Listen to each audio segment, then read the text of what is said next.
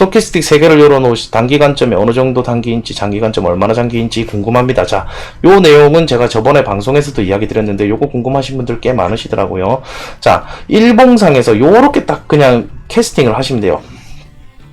자, 요 구간이 하락 구간이 일봉상에 보는 게 얼마였냐 요거죠. 그러면 요 앞에 있던 게 얼마였냐, 요거는 약 일봉상의 거는, 자, 요 흐름이 지금 요 때는 약 한 달 정도의 이 상승세를 이야기를 해 주었고요. 이때도 마찬가지예요. 지금 한 달이 조금 넘었어요. 그죠? 이제 여기 돌아갈 것을 예상을 해볼 수가 있죠. 일봉상의 장기 흐름 하나는 약 한 달간의 흐름을 좀 얘기를 해주고요. 여기서 단기 흐름은 또 요거 짧습니다. 이 단기 흐름은 요것과 같아요. 이 단기 흐름은 짧게는 이틀에서 길게는 3일 정도의 흐름을 좀 예상을 하시면 돼요. 4시간 봉의 장기 흐름은 이틀에서 3일이고요. 그 다음에 요거 1시간 봉의 장기 흐름은 반나절에서 길게는 10시간, 반나절이면 12시간 정도죠. 그죠? 반나절 12시간, 짧게는 6시간에서 12시간 정도의 흐름을 좀 예상을 해보시면 됩니다. 요거는 예전에도 좀 이야기를 드렸어요. 그래서 제가 이 반나절에 대한 것들을 얘기를 드릴 때, 아침 시황에서는 거의 요거를 얘기를 좀 많이 드리죠. 오늘의 단기 흐름은 어떨 것이냐에 대해서 이야기를 드릴 때 요거를 참고를 많이 하죠. 그죠? 자, 이 5분봉을 제가 최하로 보는 게 5분봉이고요. 5분봉의 트레이딩은 뭐 조금 더 길게 가는 관점보다는 조금 더 짧게 가는 관점일 때 사용을 합니다. 지금 5분봉 지금 흐름 상태 보시면요. 여기 보시는 5분봉의 22평 선 우선은 넘어서지 못하고 단기 요 저항 살짝 받아 있는 상태이고요. 5분봉으로 보고 여러분들 매매하시면 하루에 한 7번, 8번 이상의 거래가 거의 가능하세요. 7번, 8번 정도의 거래는 가능한데, 지금 보시면 아직 5분봉의 큰 흐름은 살아있는 상태라서 요게 조금 더 내려오더라도 금방 떨어지는 것이 아닌 조금 더 올려주는 그 형태에서 요런 식의 하락을 조금 더 예상을 해 볼 수가 있죠. 5분봉만 분석을 해주면. 예. 세계 타임별로 스토캐스틱을 그렇게 보는 거죠. 그렇게 보는 겁니다. 자, 요것도 만약에 요렇게 올려주고, 요거 지금 여기 한 방향으로 틀어가지고 여기 두 방향이 나왔다. 그죠? 두 방향이 나오면 이때 보셨던 요런 거를 한번 좀 연출을 해준다면 그 가격대는 여기 때까지 11,440달러 때까지 좀 생각은 해볼 수 있겠죠. 그러고 나면 이게 또 푹 떨어지는 그 뒤부터는 그런 게 5분봉을 보면서 우리가 연출 다음번에 볼 수 있는 거, 그렇게 좀 생각을 해보시면 될 것 같네요. 제가 보는 것들은 어찌됐든 시간상, 그 다음에 실제 왜 또 갑자기 느려졌나 얘가. 자, 돌아와. 뭐 하나 오른쪽 마우스 한번 눌렀더만 이상해졌네.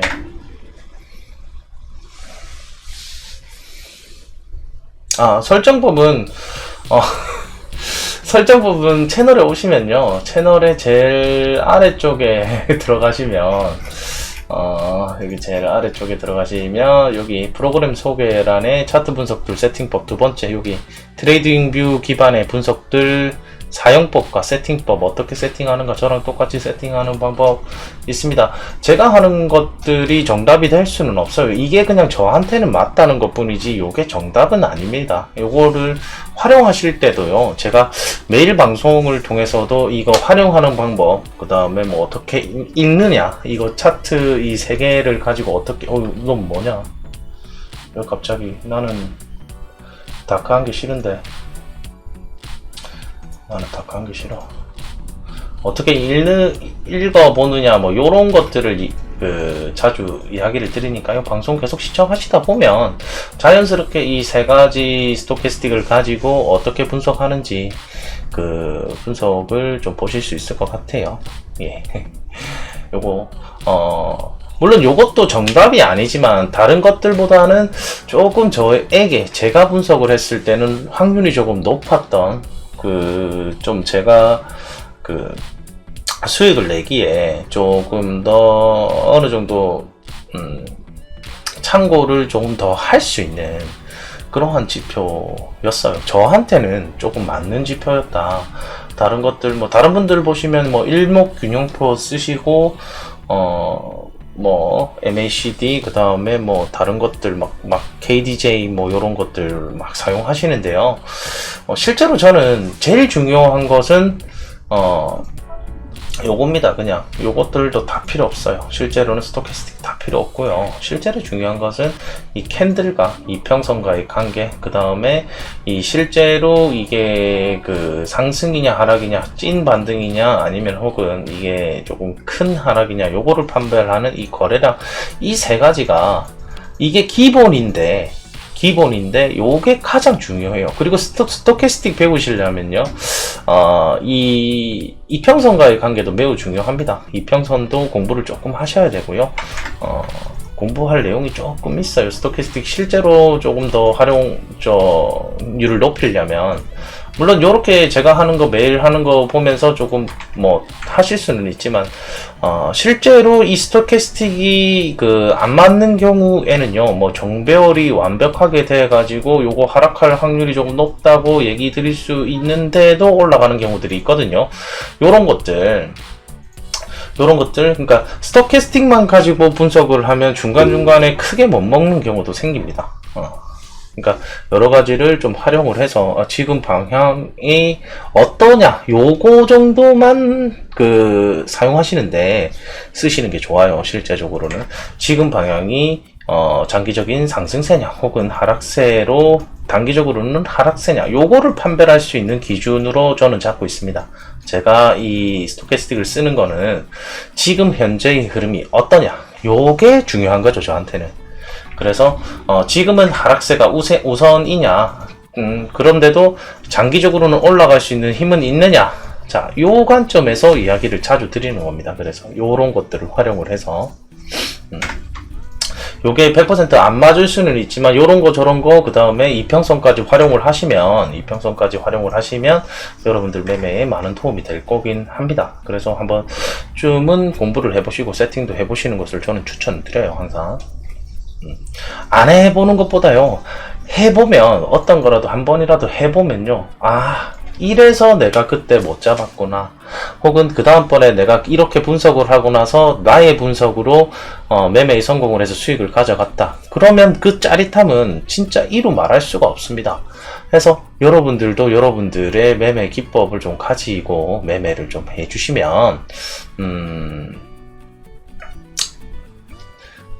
매매 기법을 가지고 매매를 해주시면 본인이 그 자신의 매매법, 나는 어떤 게 나한테 맞는 보조지표인가, 혹은 어떤 걸 참고했을 때 나의 승률이 높아졌는가, 그것을 좀 활용하실 수 있고요.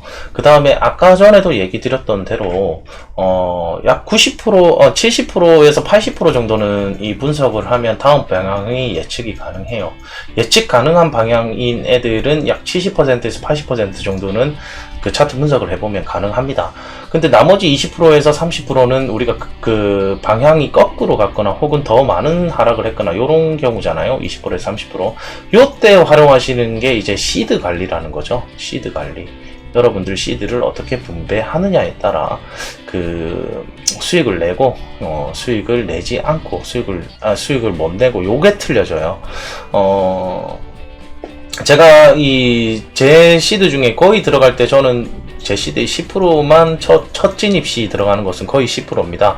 그리고 대부분 저도 이 지금 하락세라면 조금 있다가 이 하락세는 어차피 반전돼서 올라오잖아요.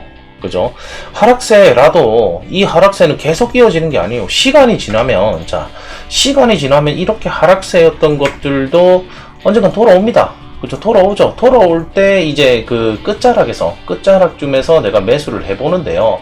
매수를 해볼 때도 여기서 수평적 지지에 의해서 수평적 지지 라인들, 요런 구간들이죠. 요런 구간들. 만약에 오늘도 아까 전에도 얘기 드렸던 대로 요 구간, 이전 전저점이었던 곳은 어느 정도의 반등은 일어날 수가 있고, 하지만 이 반등은 크지 않을 아직까지 이 흐름이 하방세라면 이 반등이 크지 않을 것이라 예상을 해서 이 구간에는 짧게, 그 다음에 그 다음번 자리들인 요러한 구간들에서 매매를 하는 거죠. 요때 1차 10%, 여기 2차에서 요거 금액보다 2배예요. 그래서 30%의 시드를 들어가서 대부분 여기서 운영을 해요. 저는 전체 시드 중에 거의 한 30%만 운영을 하고요. 나머지 70%는 우리 비트코인이 급락이나 급등 나왔을 때 그때 활용을 합니다.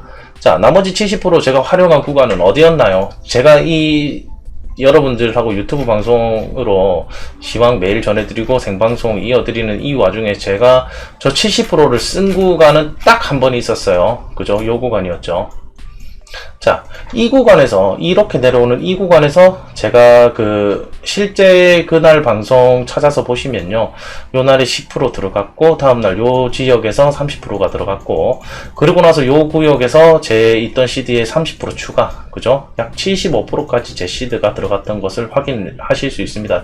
일부러 이날에는, 그리고 제가 손절을 진행을 하지 않았어요. 시드 관리를 통해서 어떻게 하면 매매를 해서 그 수익을 가져갈 수 있는가를 보여드리기 위해서 이날은 내려오는 것을 예측을 했고 더 내려올 것을 예측을 했지만, 그래도 제가 시드 관리를 통해서 이거 수익 내는 거 보여드리겠다 해서 실제 생방송을 통해서 저녁 때 내려오는 그날 시드 관리하는 거 보여드렸고, 다음날 아침 생방송으로 제 시드 상황 정확하게 전달을 좀 드렸어요.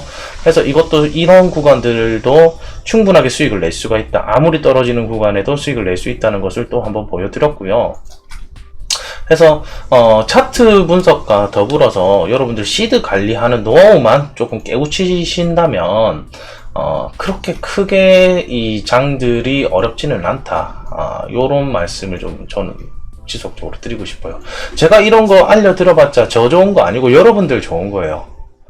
제가 여러분들에게 뭘 팔기를 합니까? 코인 한 개라도 내가 팔면서 이런 얘기를 하면 좋겠지만 그런 게 아니에요. 그냥 저는 여러분들도 저도 그런 시절이 있었고, 저도 아무것도 모르는 시절이 있었고 해서 제가 터득한 방법들을 여러분들에게 조금 알려드리기 위해서 방송을 하는 겁니다. 리딩 목적이 없고요. 실제로 그래서 저는 항상 얘기 드리지만 제 방송의 목적은 여러분들이 스스로 매매하실 수 있도록 제가 하는 매매 방법이 100% 맞는 것은 아니지만 이런 식으로 수익을 내는 사람들도 있다라는 것을 좀 보여드리기 위해서 항상 방송을 이어드리고 있다는 거 다시 한번 좀 강조를 좀 드리고 싶네요. 왜 이렇게 작게 하는가? 요거 간단하게 설명드리면요, 이 큰 게 하나가 생기고 작은 것들이 중간중간에 생기잖아요. 근데 우리가 작은 흐름들만 본다면 매도 포지션은 여기에요.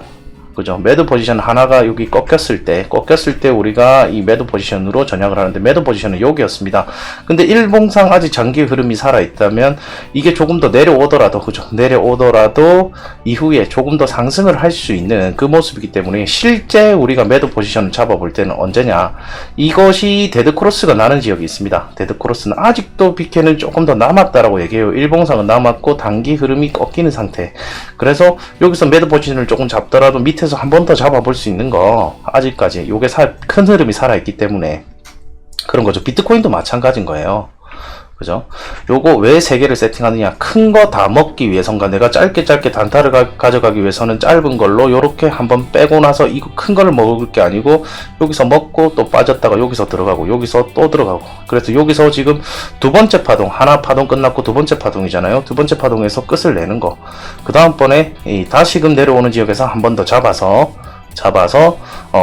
그때 다시금 맨 마지막 것까지 먹기 위해서, 그러니까 한 번쯤 처음에 들어가기는 힘든데요, 그 이후에 여기가 오히려 타점이 되는 경우가 많아요, 두 번째에서. 그래서 이게 큰 게 돌아가 있을 때 이게 내려온과 동시에 이게 돌아오는 지역이 있거든요. 그래서 여기가 매수 포인트, 첫 번째 걸 못 먹었다면 두 번째 우리가 눌림목 자리를 잡아 보아야 되는데, 그 눌림목 자리를 잡기 위해서도 요게 필요한 거예요. 이 3개가 요런 식으로 보시는 그 방법입니다. 요거 실제적으로 본인 차트나 가지고 계신 차트들에 요거 한번 대입해 보십시오. 실제로 이랬는지 안 이랬는지만 확인해 보시면 돼요. 그냥 간단합니다. 실제로 간단합니다.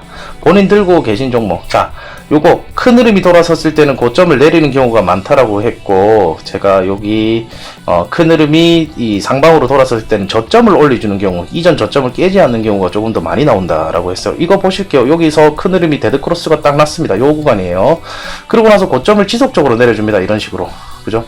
실제로 이 저점을 올려주는 구간이 어딘가. 그러니까 요 큰 흐름을 보시는 것은, 큰 흐름은 이 고점을 내려주는 거예요.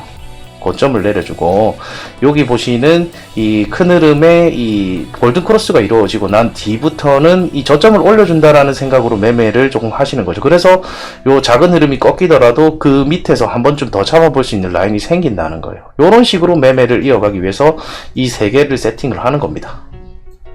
예. 이거는 차트를 보면 딱 아실 수가 있는 내용이에요.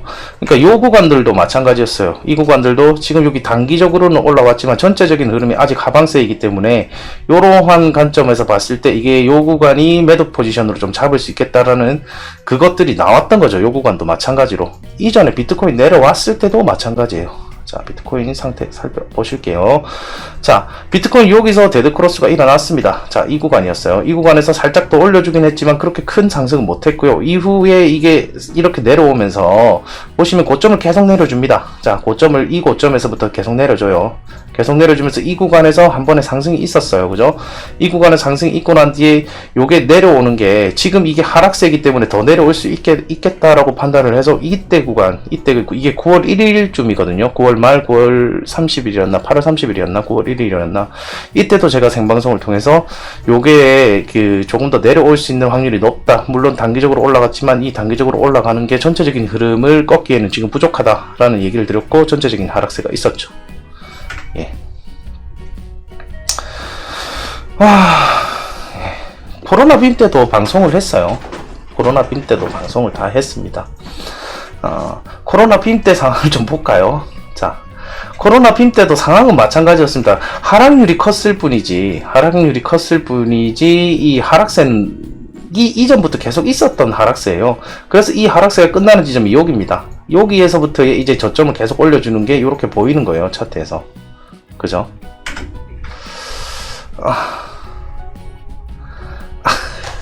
8살인데 요즘 자꾸 묻네요. 엄마 잠았다. 우리 아들도 8살이라 그랬잖아요. 예. 하락률이 컸을 뿐이지 이 하락하는 것은 예측을 다 했었습니다. 그때도. 예.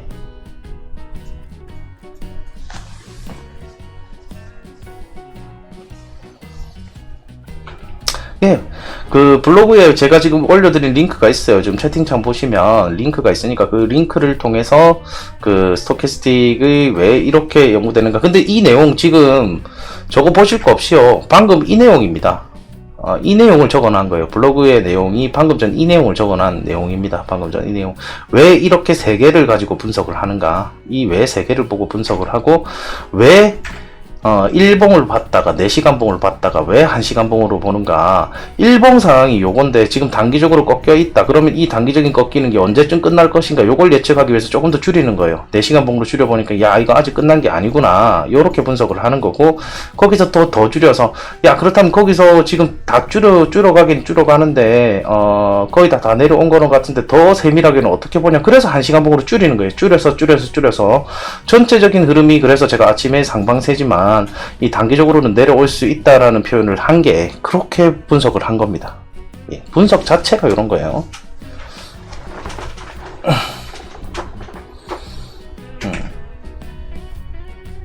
분석의 이유 자체가 그런 겁니다. 제 분석의 이유 자체가 이런 식으로 분석을 한다. 이렇게 보시면 돼요. 그러니까 저거 블로그 글 안 보셔도 지금 방금 전에 이야기해 드린 내용이 왜 이걸 세 개를 두면서 왜 이 사람은 맨날 1봉 보고 4시간 봉 보고 1시간 봉 보면서 이렇게 분석을 하는가. 줄여가기 위해서 세밀하게 더 보기 위해서. 요게 요런데 요렇게 하면 무조건 내려올 거지만 이전에 요 구간들도 마찬가지였어요. 이건 무조건 내려올 그 상황이었지만 제가 왜 요 구간에서의 그 상승을 얘기를 했었냐. 이 구간이었죠. 이 구간에 쫄지 말자. 요거 아직까지 이거 하락할 시그널 아니다. 자, 이 구간이었어요. 지금 딱 멈춰 있죠.